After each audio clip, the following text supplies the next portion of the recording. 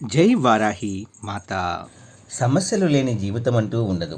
ప్రతి ఒక్కరి జీవితంలో ఏదో ఒక సమస్య ఉంటుంది. మీ సమస్యలన్నింటినీ తొలగించే ఓం శ్రీ కనకదుర్గా జ్యోతిష్యాలయం. విద్యా, ఉద్యోగం, ఆర్థిక, కుటుంబ సమస్యలు, ప్రేమ, పెళ్లి సమస్యలు, వ్యాపార సమస్యలు, ఇలా ఏ సమస్యకైనా పరిష్కారము అనేది చెప్పబడును. అలాగే స్త్రీ పురుష వశీకరణము అనేది ప్రత్యేకంగా చేయబడును. లంక బిందెలు, గుప్త నిధుల గురించి కూడా చూడబడును, చెప్పబడును. Phone number 6302400814. మరియు ఏ ఇతర సమస్యలకైనా సరే శక్తి పూజలు చేసి పరిష్కారము అనేది చూపబడును. యంత్రాలు ఇవ్వబడను. మీరు ఎక్కడెక్కడో జ్యోతిష్యం చూపించుకొని నిరాశ చెంది ఉన్నారా? అయితే ఒక్కసారి గురువుగారికి కాల్ చేయండి. Phone number 6302400814. జై వారాహి మాత.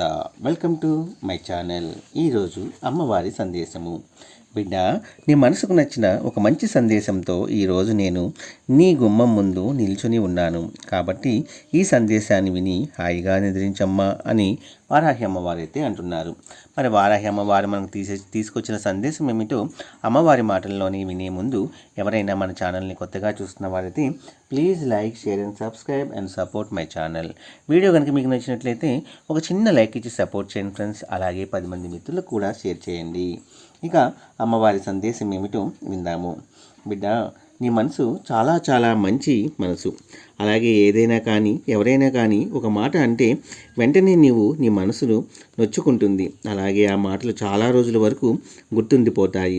అలాగే ఆ మాటల వలన నీవు ఎంతో బాధపడుతూ ఉంటావు. ముందు రోజుల్లో ఏమవుతుందో, ఎలా ఉంటుందో అనేటువంటి గందరగోళం అయినటువంటి ఆలోచనలు పెట్టుకుంటావు. అయితే ఇవన్నీ కూడా ఆలోచించవద్దు. ఎందుకు అంటే ఇవన్నీ కూడా నీ లక్ష్యాన్ని నువ్వు చేరుకోకుండా చేసే పనులు, ఆలోచనలు. ఇటువంటి ఆలోచనలు నీ మనసులో నుంచి వెంటనే తీసివేసేసి తుడిచిపెట్టుకుపోయేలాగా నువ్వు చేయాలి తల్లి. ఎప్పటి పరిస్థితులు అప్పటికి మరలా నుండి ఆ పరిస్థితి నుండి బయటపడాలి. ప్రతి క్లిష్ట పరిస్థితి నుండి నేను నిన్ను రక్షిస్తూనే ఉన్నాను. నన్ను నమ్ము. నేను నీ విధి రేఖలను మార్చేటటువంటి దైవాన్ని కాబట్టి జాగ్రత్తగా విను.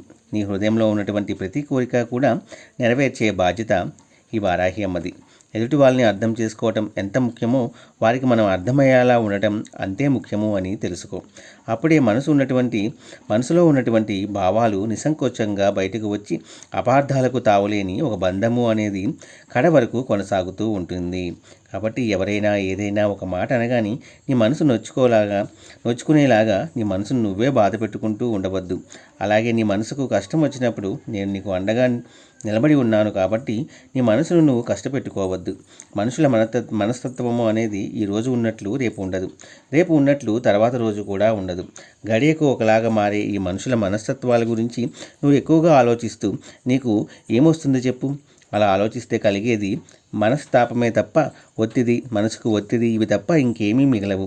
అందుకే ఎదుటివారి అభిప్రాయాలను, ఆలోచనలను ఎంతవరకు నువ్వు తీసుకోవాలో అంతవరకే తీసుకుంటూ నీ అభిరుచులకు అనుగుణంగా నీ జీవితాన్ని నువ్వు మలుచుకుంటూ నీతో ఉన్నటువంటి ఆనందం నీ వరకే ఉండాలి అని చెప్పి అలా ఉంచుకోగలిగితేనే మన అనేవారితో ఉన్న సంబంధాలు మనకి ఆరోగ్యదాయకంగా చిరకాలము అనేది కొనసాగుతాయి. స్వార్థం అనేది మన దేహానికి, మనసుకి అసలు ఉండకూడదు.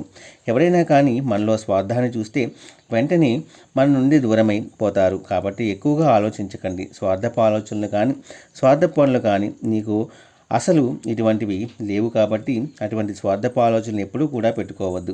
నా దగ్గర అసలు నువ్వు సంకోచం అనేది పడకుండా ఉండమ్మా. ఎందుకంటే సంకోచం ఎందుకు చెప్పు? నేను నీ తల్లిగా, తండ్రిగా, అన్నగా, స్నేహితుడిగా భావిస్తావు. మరి ఇన్ని బంధాలు నాకు ఇచ్చి నీకు ఎలాంటి కష్టం వచ్చినా నీ కన్నతల్లికి ఎలా చెప్పుకుంటావు? తల్లి దగ్గర ఎంత చనువుగా ఉంటావు అదేవిధంగా నాతో చెప్పుకోవచ్చు.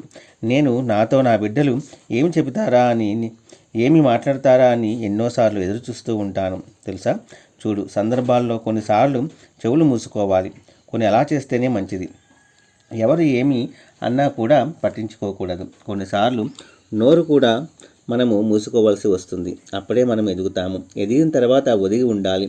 జీవితంలో ఓర్పు కూడా మంచిదే.